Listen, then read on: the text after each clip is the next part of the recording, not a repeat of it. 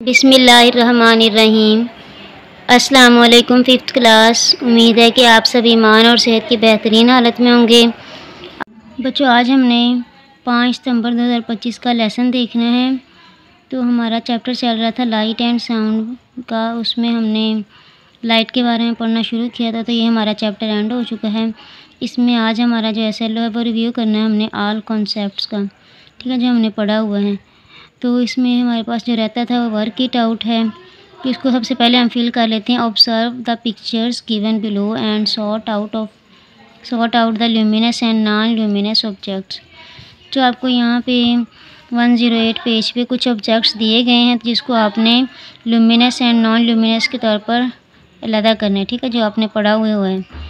तो हम सबसे पहले देखते हैं कि ल्यूमिनस जो होते हैं वो ऐसे ऑब्जेक्ट्स जिनकी अपनी रोशनी होती है, और नॉन ल्यूमिनस जिनकी रोशनी नहीं होती, वो हम इनको अलग करेंगे। तो बुक देखें, बुक में नॉन ल्यूमिनस लिखना है, फायर ल्यूमिनस, मग पे आप लिखेंगे non luminous, bulb luminous, moon non luminous, ठीक है।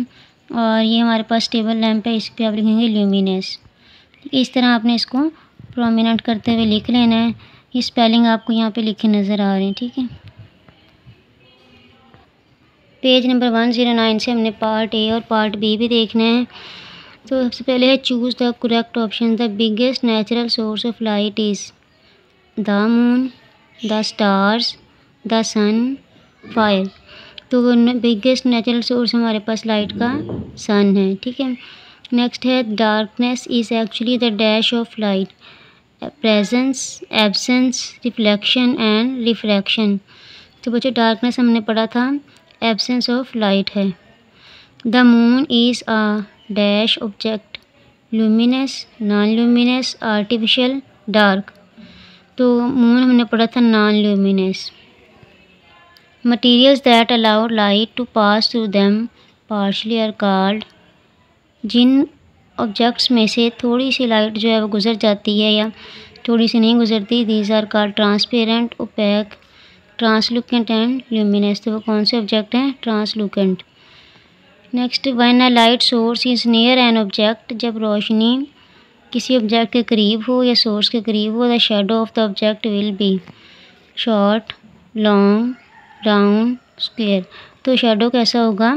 लॉन्ग होगा। जैसे आप किसी भी लाइट सोर्स के करीब होंगे तो आपका शेडो लंबा हो जाएगा, जैसे जैसे आप लाइट सोर्स से दूर होंगे तो आपका शेडो छोटा हो जाएगा।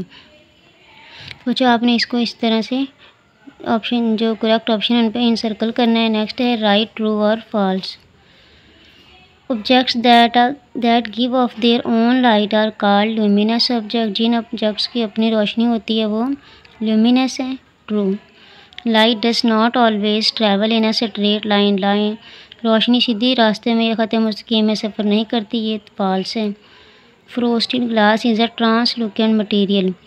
जो फ्रोस्टेड ग्लास है वो ट्रांसलूकेंट है, इसमें से थोड़ी सी रोशनी गुजर जाती है, true. When a ray of light falls on a bumpy surface, जब किसी बम्पी सरफेस पे रोशनी टकराती है, इट इज़ रिफ्लेक्टेड बैक, तो ये वापस चली जाती है, तो ये फॉल्स है। Shadows are the shortest at noon, तो दोपहर में साए छोटे होते हैं, ट्रू। अब पेज 110 पे आए, इधर हमने पार्ट सी देखना है इसका। Categorize the given objects as transparent, translucent and opaque. अब आपने इन पिक्चर्स को देखते हुए इनकी डिफरेंट कैटेगरीज में इसको कर देना है सेपरेट। तो आप इनको देखते जाएंगे और लिखते जाएंगे इसके नीचे। ये हमारे पास फ्रोस्टेड ग्लास है, तो देखिए इसमें से थोड़ी सी रोशनी गुजर सकती है, ज़्यादा नहीं, तो ये ट्रांसलूकेंट है। और जो हमारे पास ये टेबल लैंप है ये ट्रांसपेरेंट है, इसमें से रोशनी गुजर जाती है। और ये बैलून है, बैलून में से थोड़ी सी रोशनी गुजर जाती है, ज़्यादा नहीं गुजरती, तो ये ट्रांसलूकेंट है। और ग्लासेस ये ट्रांसपेरेंट हैं। ओपेक यहाँ पे, ठीक है, आपने ओपेक लिखना है क्योंकि दीवार में से रोशनी नहीं गुजरती। बुक ये भी ओपेक है, और डोर ये भी ओपेक है, और ये बल्ब ये ट्रांसपेरेंट है, ठीक है। आपने इसके ऊपर ऐसे फिल कर लेना है। जो आपने इस पूरे चैप्टर को ना अपने होमवर्क के लिए रेडी करना है, क्योंकि ये आपको हमने सारा पढ़ लिया, तो इसको आपने अच्छे तरीके से रिवाइज़ करना है। और बच्चों, जैसे कि आप सब जानते हैं कि ये ईद मिलादुन्नबी जो है 6 सितंबर को है, और ये महीना रबीउल अव्वल का है, जिसमें आप सल्लल्लाहु अलैहि वसल्लम पैदा हुए और हम सब जो हैं आप सल्लल्लाहु अलैहि वसल्लम पर ज़्यादा से ज़्यादा दरूद पाक पढ़ेंगे। और हम इस बात का स्कूल में हमने कई दफ़ा ज़िक्र भी किया, ठीक है।